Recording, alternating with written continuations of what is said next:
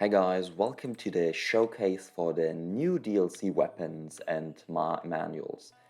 If you were not aware, as part of the DLC Priest Remains, we got one new legendary weapon, one legendary accessory, one legendary external and one legendary internal art. Alongside that, two epic martial arts, so one internal, one external. First up, let's start with the actual weapon. It's a typical 600-200 weapon, which means it's obviously worse. Besides that, we have too many insane swords already, starting from Granite Dragon Sword over Xuan Yun, Roar of the Dragon Giant, Nine Phoenix. All of them are better than Tiger Sword.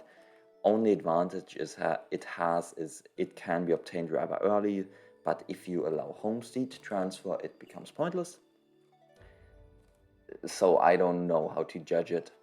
In my opinion, I would have liked a new flute, a new lute, silver, etc. dagger, something like that, but not another sword. We have too many of them already.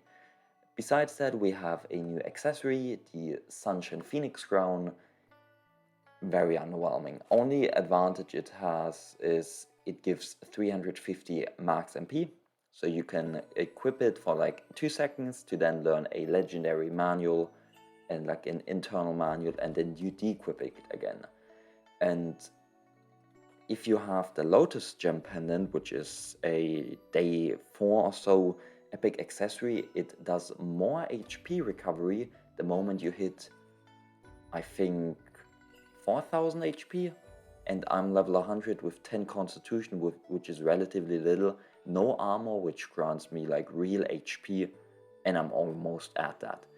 And like a recovery of at most 200 points is so boring. Like here you can see it, if I pass the turn, I don't even get, I get 200, wait, is it lost HP on top? It's lost HP, okay, it's not even flat HP. That's a bit of a shame as well, but yeah, 300 at most. Very underwhelming. But now we get to the more interesting part, I assume, the new manuals. I guess we start with the Mighty Sword Spirit, as it's an internal. First up, it grants base sword attribute, which is very new. No other manual has done that before. Downside is it does not grant any defense. No defense for you at all. The effect, the first part of the effect, is essentially a better Infinity Origin move, which is very weird why you'd do it like that, but sure. On top of that, you get 25% damage with your sword moves, which is quite cool, but yeah. And then the weird stuff happens down there if you learn the Bibo Mental Sutra, another one of those new ones. You will get a buff for 10% increased action speed, 10% evasion. And if you learn the Teal Water Swordplay, epic sword move, when you are attacked and you evade said attack, you do then counter, which is very bizarre. But there's that, like it has some synergy if you're running other manuals. The issue, of course, is if this manual gets fused with something else, it's no longer Teal Water Swordplay, and you won't get this effect. Besides that, in order to get those effects, you'd have to run very bad manuals, because they are only epic. And we will also get to the second effect in a bit, because there's some weird stuff. But yeah, in here, remember 10% action speed, 10% evasion. We have the Bibo Mental Sutra. It also grants sword, like base sword stat instead of defense. And when you enter the battle, your action speed increases by 10%, evasion by 10%. So the same exact effect. Where it gets interesting though is if you're using the Teal Water Swordplay, you get 30% damage on that. And for every 1% evasion, you get an additional 2% attack damage. There are some strategies, including like my wine strategy, where you can stack up bazillion amounts of evasion, and in that sense, Teal Water Swordplay could become the highest damaging move. But it's a nuisance to set up. The trunk effects fade after a few in-game hours as well, so you probably wouldn't. But it's very interesting that it does not have a cap. Besides that, we have the teal water swordplay, which has MTL translation.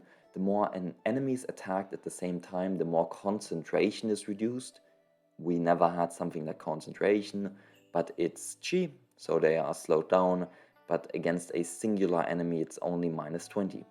And if you can hit multiple enemies up to 100, and I'm saying if you can hit them for a reason. We'll look at the AoE in a bit. And then lastly, we have the Gentle Priest Cloud Rending Staff. It has 100% damage if you reach 20 strength. The issue is new players will not reach 20 strength, so they will mostly be hovering at your like 10 strength, at which point this grants no additional damage. Yeah, it has 20% enemy defense pierce. I guess that's nice, but that's about it. Nice and not really useful. And then lastly, very weird effect again. If the enemy parries or evades your attack, they get internal injury.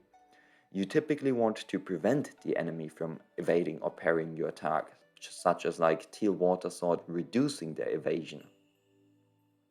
But yeah. Now why did I say if your move can hit with the Teal Water Sword blade? I think I should not elaborate on this further. This is unbelievable for Sword Manual. That is a blue tier spear AoE. And if you happen to fuse this manual with another one, the AoE does not improve. It stays in this like shitty constellation. The Gentle Priest Cloud Rending Staff is just like a normal legendary staff, so that's like perfectly usable and so on. And then let's look at the internals, because there is some weird stuff going on. We will first start a battle with the Bibo Mental Sutra. First up, remember we have like 3% evasion, that's our guideline. We will start with the Bibo Mental Sutra, and you gain the Bibo Mental Sutra buff, which is a buff for 4 turns, increasing your evasion and action speed. So from 3% I'm now at 13. And the Bidey Sword Spirit is supposed to mimic it, but you'll notice a weird thing. We'll start the battle. I don't get a buff. If you look through my menu, don't have a buff, but I get the stat increases. And that could have been handled way better. Like, even Willy on the Discord has been wondering if you even get the buff, and only by actually checking your like stats do you realize you will get them. But come on, it could have been done way better. But yeah, that's the point. I don't really know what to say to this. Like, sure, it's nice with like the AoE. Look at it, it only has one AoE, like one cooldown. Hell yeah. Instead of 2. And I can do this. Not really, I'm still running out. Very underwhelming. I don't think I will use any of these martial arts or weapons or accessories in the future. Like in none of the playthroughs. So there's that. And then the 2 characters with Laura. We have him. Not really someone I want to invite to my crew. And deeply scheming him. And that's the DLC content we have. So there's that. Hope you enjoyed. See ya, guys.